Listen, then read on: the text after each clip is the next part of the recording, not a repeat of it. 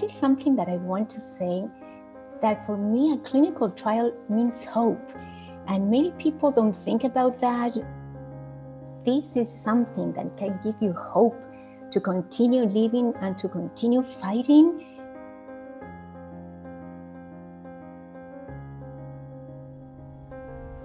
And before my diagnosis of CLL in 2009, I had a very successful career in entertainment and in the media. Pues todos nuestros repuestos, de pronto que tenemos una crema extra, perfume extra, jabones y así. I was a show host, so in various TV shows. Radio host, I was a professional singer-songwriter, journalist for lifestyle segments, and an actress. Hola, soy Domenica Brazzi. Esto y mucho más hoy en Decorando Contigo. So I was doing my dream. I was feeling so accomplished with myself. But then you get the diagnosis.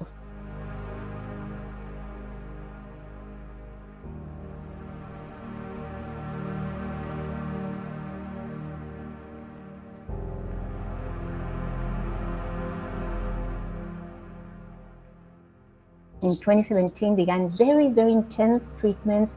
And as I said, I had different cancers and not only chemo, but also radiation. So it was a point that I couldn't do it anymore.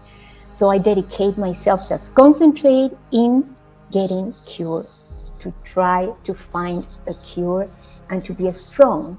And that is when I decided to leave everything and just begin the fight.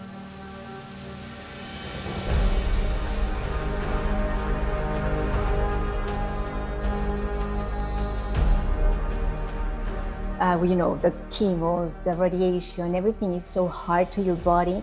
So when I found out that the clinical trial was a pill, actually, with very little side effects, and for myself particularly, I didn't have any side effects. So it was a relief, because definitely you don't want to feel bad.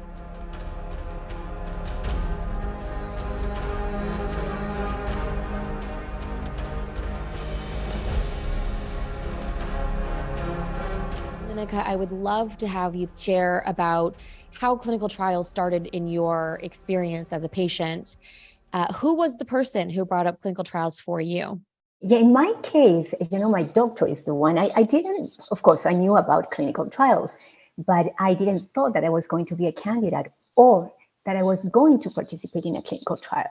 So when I moved from Mount Sinai Medical Center, and the doctor told me, listen, you have to go to Sylvester. I'm going to introduce you to a doctor, because that they have lots of clinical trials. They have another kind of treatments that we don't have. And I appreciate that so much from him. And when I got to Sylvester, actually, the doctor is the one that talked to me about clinical trials. And basically, this specific that was going to be very good for what I was going through. That it was not only CLLs, but at that time, it transformed into a diffuse large B-cell lymphoma and Richter transformation. That is, as you know, is very aggressive and very difficult.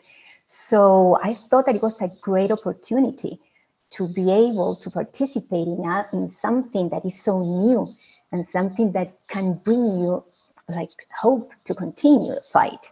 So Domenica, I know for you, this was a great opportunity, but also there were some pretty big questions you had up front about the clinical trial. It was your first time hearing about it, right? Absolutely. Because the first time you say, okay, so what is going on? What is going to happen? What are you going to feel? And first of all, are you going to get a placebo? Because that's a typical thing that everyone says. Oh, no, you go to a clinical trial and you're going to get a placebo. You're going to be a guinea pig, et cetera, you know, all the comments of your friends and family or whatever. And what I learned when I brought that question to my doctor, he told me, in cancer, there are no placebos. So I felt much more comfortable, because usually, you know, if it's another kind of illness, another kind of situation, they do placebos, but in cancer, no. So I felt much more comfortable going ahead and signing for the clinical trial. when you heard about a clinical trial, you did have the thought of placebo and guinea pig, but then you said, this is bringing me hope, which I thought was very powerful. How did your doctor describe the clinical trial to you in that first conversation? Yeah, well, Stephanie, when I spoke to the doctor explained to me everything about the clinical trial. How does it work? All the things that you have to do, the different tests, the different phases, and of course, how you can be accepted or not, because depending on the test, you are in the protocol of this clinical trial or not. So it was very interesting to know everything about it because, as I said, I never went into a clinical trial and I never knew. So besides that, regarding the phases also, I think it's very important, for me, it was very important to know that in my case, that first clinical trial and also the second one that I spoke to you before, they were in phase 2. So I felt much more comfortable in a phase 2 trial than in a phase 1. And that also, my doctor explained everything. And of course, all the paperwork and everything that you have to go through. One very important thing is that I always ask, what phase was that? Because I didn't want to be in phase 1. I know that there are 4 phases. So the phase 2, I felt much more comfortable. And luckily, this clinical trial was going to start in phase 2. You went to 2 medical centers. In the beginning, you're in the Florida, in the Miami area. And so in the beginning, you went to a great place, but maybe smaller. And so it was that doctor who acknowledged, right, that they didn't have the resources? Exactly. Yeah, he told me, and I appreciate that so much and thank him so much, because he thought and he knew that he couldn't do anything else for me. We started with the R-CHOP, that is the typical treatment for diffuse large B-cell lymphoma, and unfortunately it didn't work after the 3rd or 4th round of chemo, and that was it. So I moved to Sylvester Cancer Center, and there is where the doctor told me about the clinical trials. And it was a great discovery, to tell you the truth, because I didn't even think. At the beginning, I was going to do CAR T, and supposedly that is why he sent me to Sylvester. But then when I go to Sylvester, the doctor in Sylvester is the one that said, no, let's wait for CAR T and let's try this clinical trial. That was my first clinical trial. So, and he ran me through all the steps and things that you have to do and the tests and everything before being admitted in a clinical trial, because it's a long process, Stephanie, you know. I think what's really interesting is that doctor said, hey, let's go to a bigger center where they might have more options. And so it is really important, right, to be able to work with a doctor who not only encourages you to find all the treatment options, but maybe even suggests that you go somewhere else. I'd love for you to talk about how actually it became a successful relationship, right? The different doctors working together.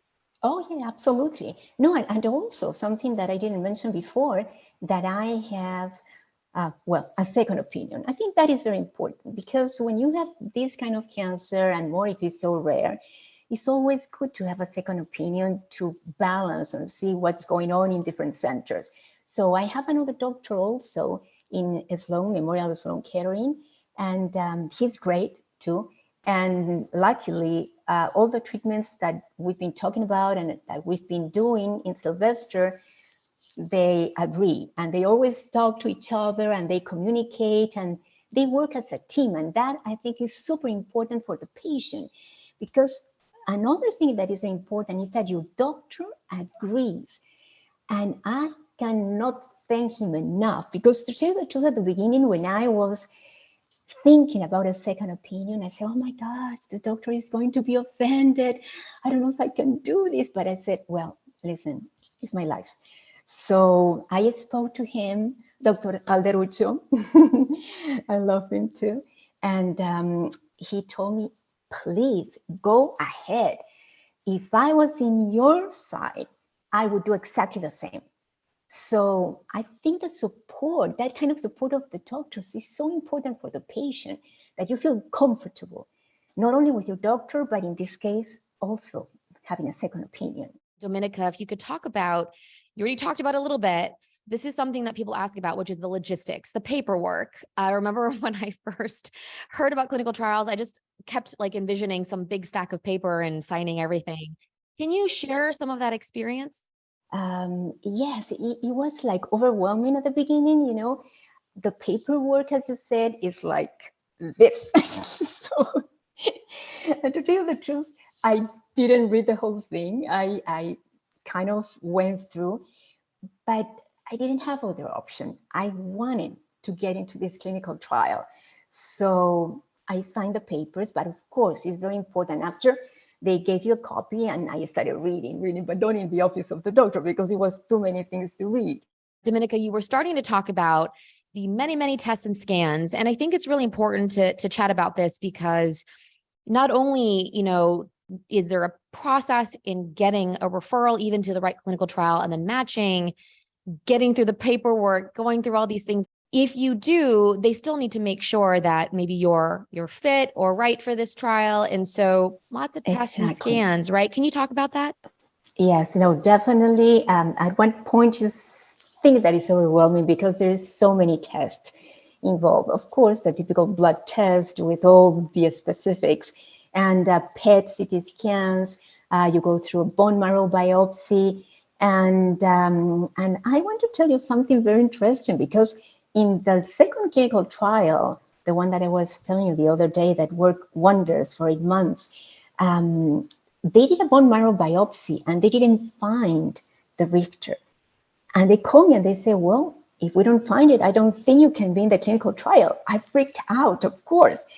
But then they did a biopsy in another area in the breast, that is where I had the Richter, and they found it. So they really work on finding all the things that they need to follow the protocol of the clinical trial. And that way you can join. And it's incredible because then after that, you have to go every week. That's something that I think everyone has to know, that you have to go maybe the first and the second month every week to do the follow-ups, the blood tests, see how your body's reacting with this new medicine that you have. And after that, then it goes like once a month. So I think it's great because you feel that they are looking after you and you know what is happening inside your body. It's very important. That is another way of saying, they are closely monitoring you. So maybe you can think of it as a white glove service. They're really, they're really making sure that they're attentive to your labs and your numbers and everything. I mean, some people might say this is a lot. So just be aware that there is a lot that goes into the monitoring part. But the other way that you're bringing this into perspective, Dominica, is you have someone who's got your back the whole time, right? Yes. You've got a special line to someone at all times. But I do want to just talk about side effects really quickly. So for you, what was the difference, Dominica, between RCHOP, which many have experienced, and the clinical trial? Exactly. Well, a big difference, as I was telling you, because the chemos, the radiation, everything is so hard to your body. So when I found out that the clinical trial was a pill, actually, with very little side effects, and for myself particularly, I didn't have any side effects. So it was a relief because definitely you don't want to feel bad. You don't want to lose. I lost my hair. I don't know how many times. It came back so many times. But with this as target therapy, now that they say the BTK inhibitor and so, it's a completely different way of approaching your illness. And I think it's a great way to join the future, because for me, this is the future. And it's a future of hope for all of us that have blood cancers and other cancers, definitely. Dominica, you've been through a couple different clinical trials and you're headed for another one, right? December, I was lucky to find another clinical trial that the doctor introduced me to. And we're going to start the test and everything, maybe in a couple of weeks. And great, I'm going to go to another, supposedly, I hope, successful clinical trial. And that is something that I want to say, that for me, a clinical trial means hope. And many people don't think about that. They think just about the chemical part or the bothersome that is caused by traveling or to getting the tests or to follow-ups and everything. But if you think about that, this is something that can give you hope to continue living and to continue fighting. I definitely don't have any doubt. I'm in, and if there's another one, I will be in. Because in my case, this is the only hope that I have.